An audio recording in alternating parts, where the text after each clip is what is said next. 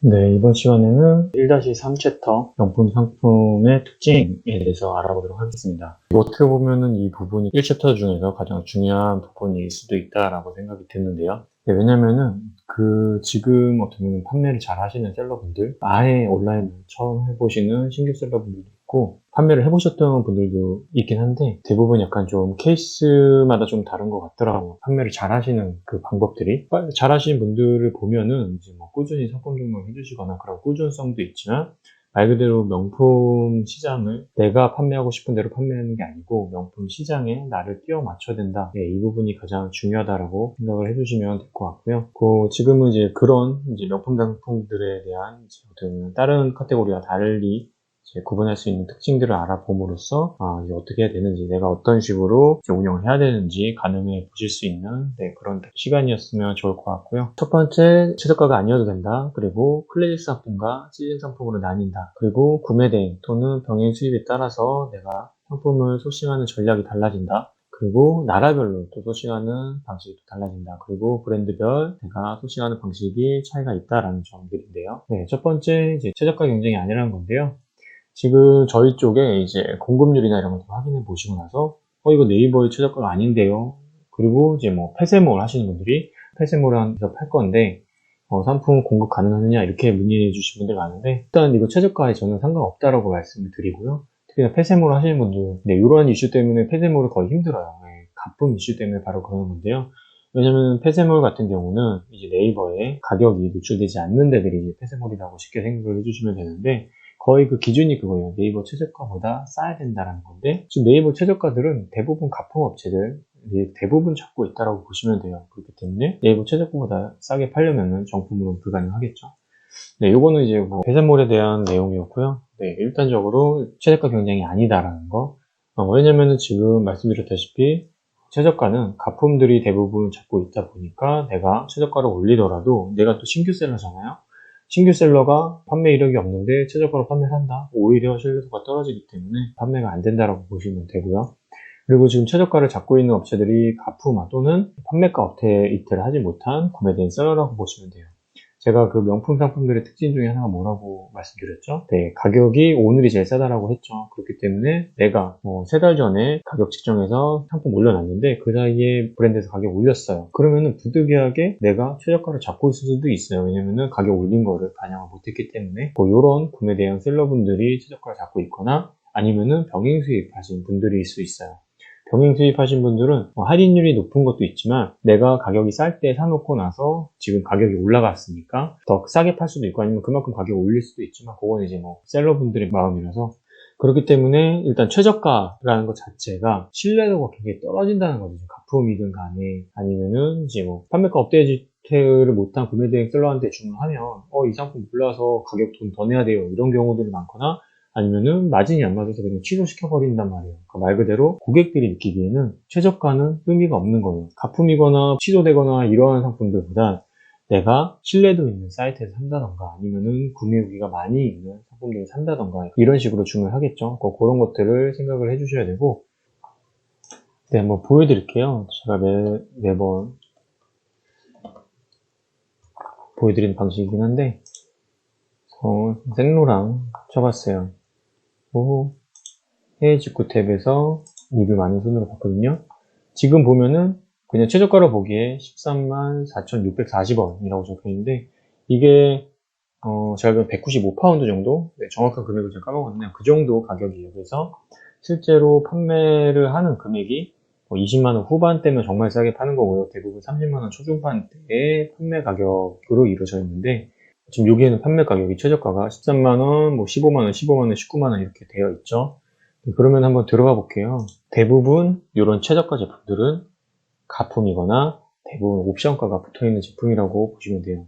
요거는 15만 2천원에 배송비 2만원 붙고요. 네, 옵션가는 따로 붙지 않네요. 네, 17만원 정도에 살 수가 있는데 17만원에 이 상품을 살 수가 없어요. 네, 보시면은 리뷰가 그래도 3개 다 달렸네요. 네, 문의는 30, 네, 판매자 문의는 연락 안 된다 이런 것들도 많고, 네, 보시면은 정품이라 믿고 샀다 이런 내용인데, 네, 거의 뭐 믿지 않으셔도 될 것 같고요. 이 상품은 가품이다라고 보시면 되고, 이렇게 티몬, 위메프 이런 데들이 정품 소명에 대해서 굉장히 약하기 때문에 아마 같은 제품으로 보여요.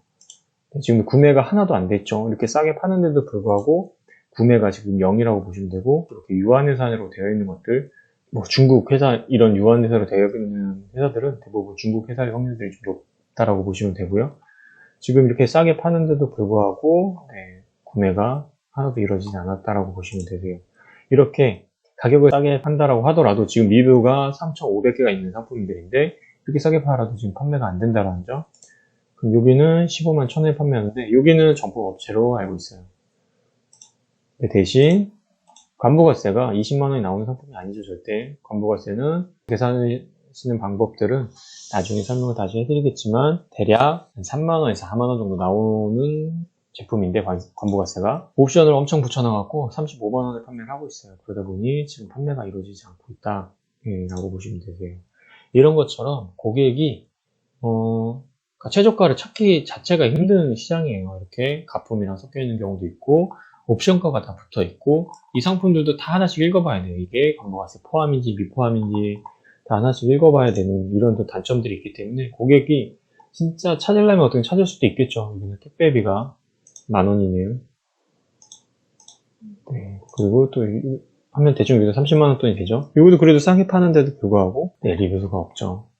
이렇게 옵션가를 붙이는 거는 솔직히 좀 호불호가 많이 갈리긴 해요. 그러니까 고객들이 이런 거 자체를 좀 싫어하시는 분들도 있고 그러다 보니 처음에는 네, 이렇게 네이버에서 검색하기보다 뭐 머스트잇이나 이런데 말 그대로 이제 이 상품이 정품이 맞구나라고 확인할 수 있는 곳에서 주문하는 편이다라고 보시면 될 것 같아요. 그래서 최저가 경쟁이 아니다라는 거 이런 식으로 말씀드렸고요.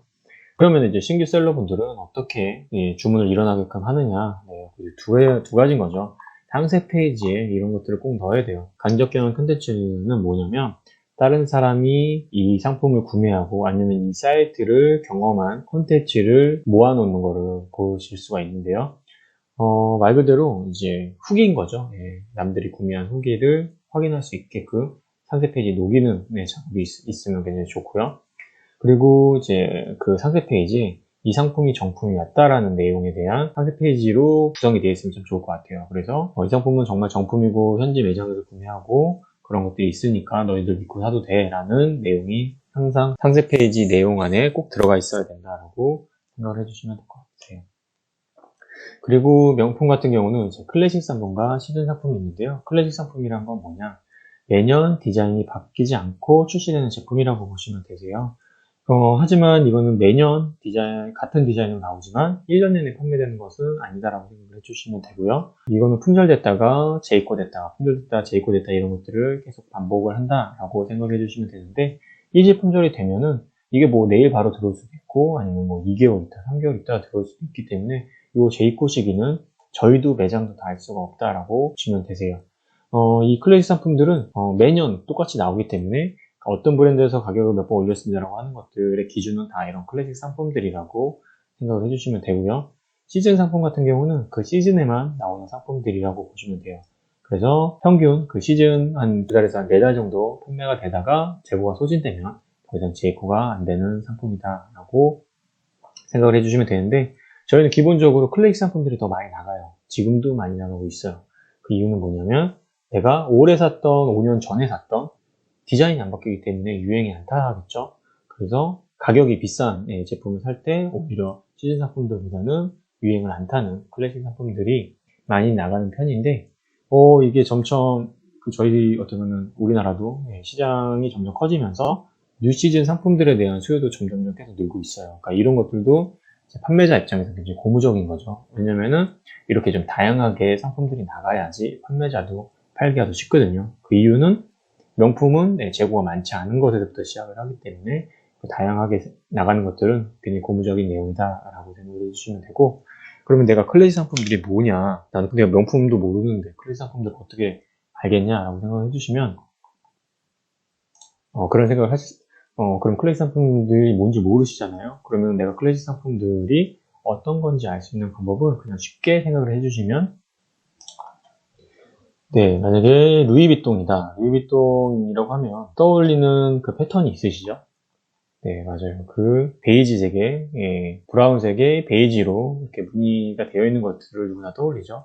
이런 것들이 이제 클래식한 제품들이라고 보시면 되세요. 그러니까 매년 나오는 이런 패턴을 가진 디자인들. 그러면 뉴시즌 상품들은 뭐냐? 여기에 이상한 프린팅이 달려져 있다거나 아니면 색깔이 좀 특이하다거나 이런 것들이 대부분 이제 뉴시즌 상품이다라고 생각을 해주시면 되고, 이런 걸로 구분하시는 게 가장 쉽게 구분하시는 방법이에요. 네, 그러면은 판매 방식에 따른 내가 상품 소싱을 어떤 식으로 해야 되냐, 내가 어떻게 운영을 해야 되냐, 그 크게는 병행 수입을 팔 건지, 구매 대행으로 팔 건지에 따라서 나뉘어지겠죠. 병행 수입 상품을 내가 판매를 하겠다라고 하면은 기본적으로 안전빵이라고 하죠. 기본빵을 좀 하셔야 돼요. 그래서 베스트 상품, 클래식 상품들 위주로 많이 찾는 제품들 위주가 거의 7, 80%를 가져가야 될 거고요.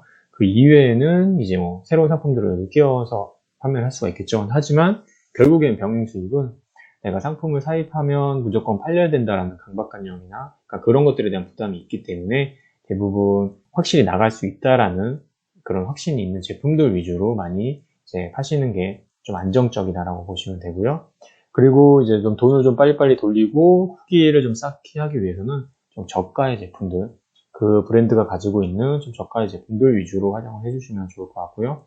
그리고 내가 그 물건을 매입할 자금이 있다라고 하면은 시즌 오더를 적극 활용해 주시는 게 좋아요.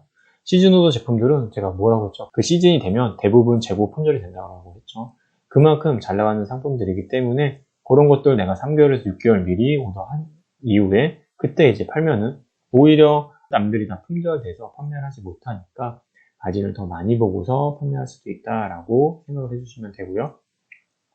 이런 것들도 그럼 난 너무 이렇게 안정적으로 하면 남들보다 뒤처지는 거 아니냐 생각하실 수가 있잖아요. 그런 것들은 이제 비율을 나눠서 진행을 해주시면 되고, 구매 대행과 이제 같이 섞어서 해주시는 것도 굉장히 좋아요. 그래서 구매 대행도 하면서 구매 대행으로 테스트를 해보면서 여기서 검증된 것들을 병행 수입을 하는 형태도 이런 식으로 운영해 주시는 것도 좋다라고 보시면 되고, 내가 구매 대행으로만 판매할 거야 라고 하게 되면은 일단 판매 전략이 필수적으로 필요해요. 예전 같은 경우 상품 등록이 10만 개 막 이렇게 막 될 경우는 그냥 마구잡이로 올리는 전략을 많이 했어요. 그러니까 명품뿐만 아니고 이제 뭐 중국 구매 대행이나 이런 것도 대부분 그런 식으로 전략을 하셨을 텐데, 지금은 구매 대행이 그래서 그러니까 이제 마구잡이로 올렸으면 돼서 그래서 구매 대행이 가장 쉽다, 구매 대행이 가장 레벨이 떨어진다, 판매하는 형태 중에서 구매 대행인지 가장 쉬운 방법이다라는 이야기가 많이 나왔었는데, 지금은 또 그렇지가 않은 게 상품 등록수가 다 제한이 됐죠. 이제 한 1만 개 정도로 제한이 되고, 그러다 보니까 내가 아무 상품이나 막 소싱할 수 없어요. 그래서 나도 구매 대행 업체분들도 어느 정도 사전 교육이나 그 브랜드에 대한 공부를 하신 이후에 상품 소싱을 해주셔야 된다는 거. 네, 그러면 내가 어떤 상품들을 해야 되냐? 병행 수입 업체분들이 좀 꺼려하는 상품들, 병행 수입 업체가 하지 못하는 상품들 위주로 해주시면 좋겠죠. 만약에 내가 물건을 사입해야 된다라고 하면, 네, 역지사지적인 생각을 해보는 거예요. 내가 어떤 상품들을 좀 꺼려 할까요? 저 같으면 사이즈가 있는 상품들을 굉장히 소극적으로 대할 것 같아요. 그러니까 잘 나가는 상품들, 사람들이 많이 찾는 사이즈들 위주로만 사입을 하겠죠. 어쩔 수 없이. 만약에 뭐 여성 신발을 한다 그러면 235에서 240, 뭐 남자 신발 하면 뭐 265에서 270 정도로만 하고 더 작거나 더 큰 사이즈랑은 못할 거예요. 하지만 구매 대행 업체들은 어떻게 하겠어요? 다 가능하죠. 네. 이렇게 사이즈가 좀 많이 벌려져 있는 상품들을 구매 대행을 하시는 것도 어떻게 하나의 요령이고요. 베스트나 클래식 상품들, 이런 것들을 그냥 기본으로 깔고 가신다라고 보시면 되고, 여기에서 베스트 클래식 상품들, 남들이 다 무조건 잘 많이 파는 상품들을 나도 팔 거야 라는 형식으로 가져가시면 판매가 안 될 수 있어요. 왜냐면은 지금 그렇게 많이 판매되는 상품들은 이미 후기나 다른 공급 업체들이 많이 판매하고 있기 때문에 그런 상품들보다 조금 더, 그러니까 말 그대로 대형 키워드들의 상품들보다 중소형 키워드들의 상품들 위주로 등록을 해주시고, 신상품들, 그리고 새로운 브랜드들 소싱하고 상품 소싱하셔서 등록하시는 전략으로 가져가셔야 돼요.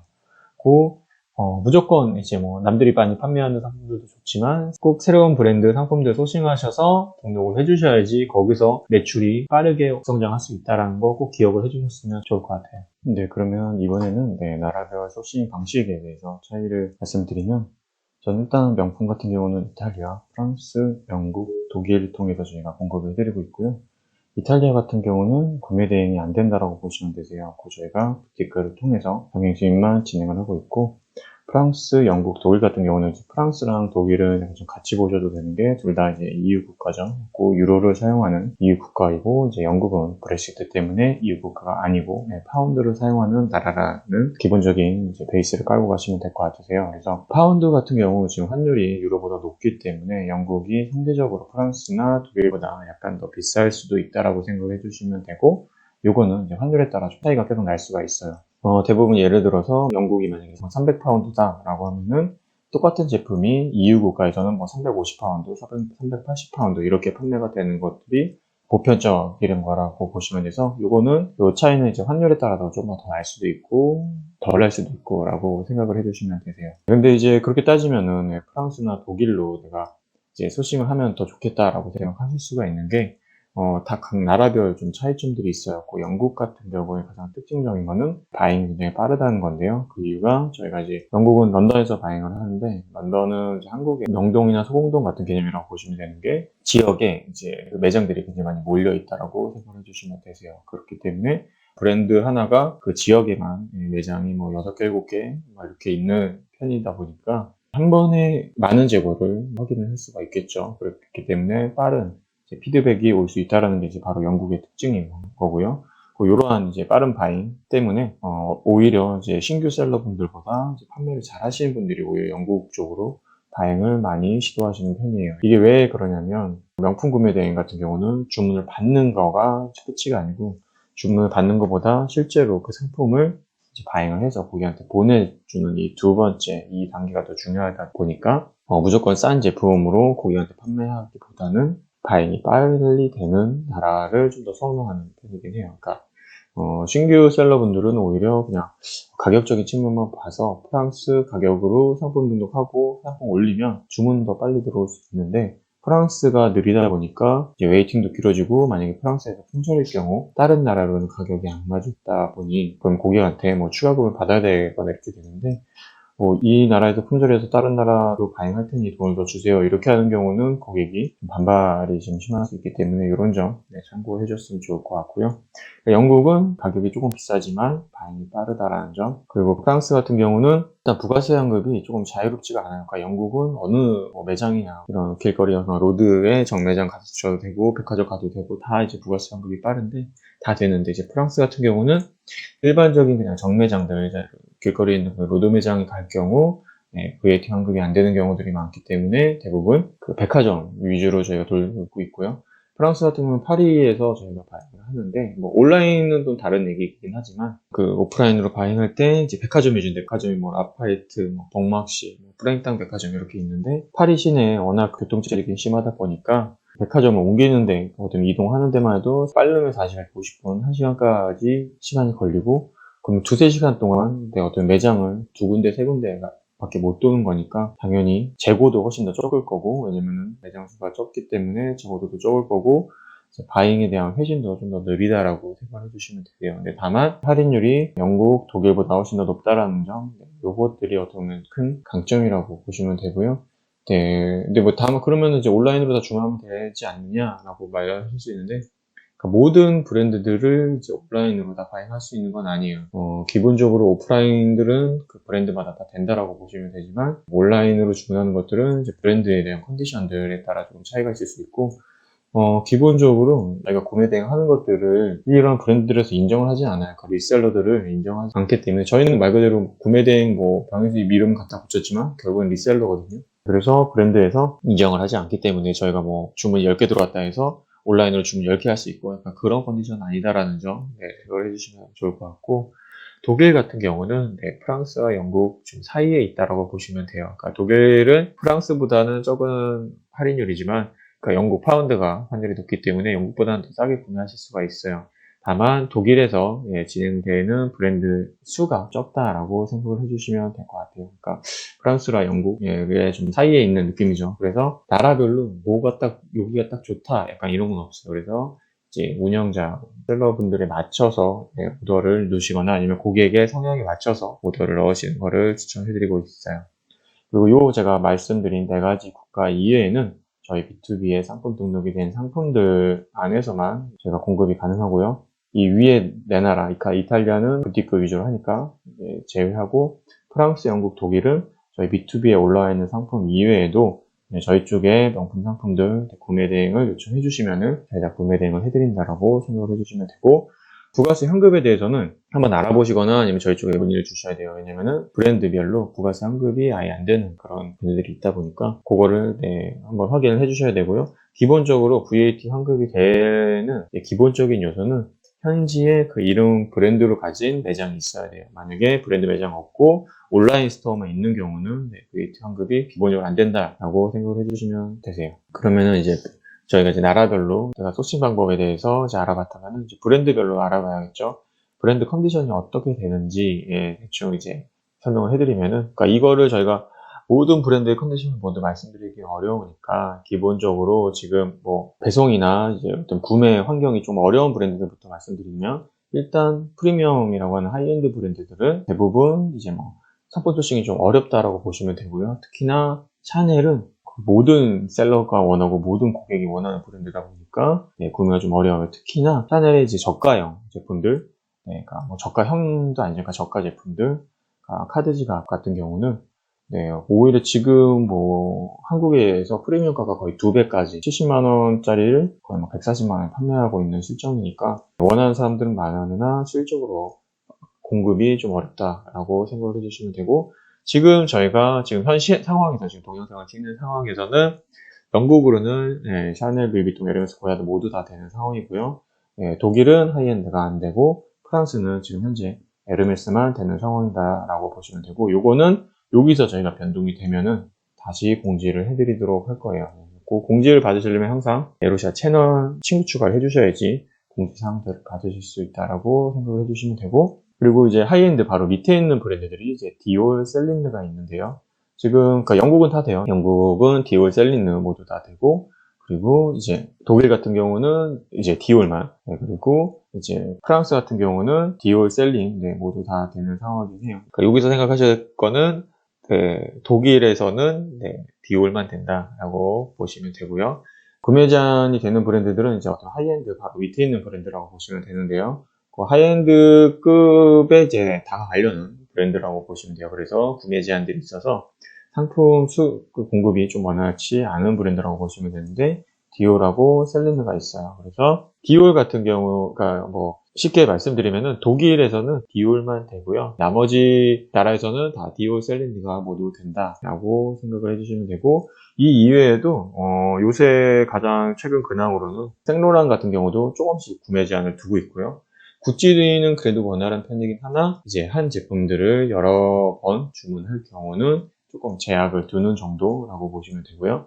그러니까 어떻게 보면은 인기 제품들, 그 뭐 보테가의 카세트 라인이라던가 이런 라인들까지는 이제 뭐 주구장창 살 수 없는 브랜드다. 그리고 지금 제가 찍는 시점이 여름이라서 딱히 말씀드리진 않았는데, 뭐 몽클레어 같은 경우도 그 시즌이 되면은 이제 구매 제한이 좀 되는 브랜드라고 보시면 되는데, 이거는 상품마다 좀 달라요. 그때그때 그 시즌별로 좀 차이가 있는데, 클로에, 클루니, 보에디, 클리온 이런 거, 플라메트 뭐 이런 것들, 이런 라인들 주구장창 살 수는 없다라고 생각을 해주시면 될 것 같고요. 제가 이제 말씀드린 브랜드 이외에는 그래도 그나마 좀 원활한 편이라고 생각을 해주시면 되세요. 이러한 컨디션들을 이제 아시고서 브랜드 소싱을 해주시면 좀 더 원활하겠죠. 그래서 오늘은 명품 상품들에 대한 특징들을 알아봤습니다. 그리고 이제 다음 시간에는 이제 상품 등록 전 유의사항에 대해서 알아보도록 하겠습니다. 그러면 다음 시간에 뵙도록 하겠습니다.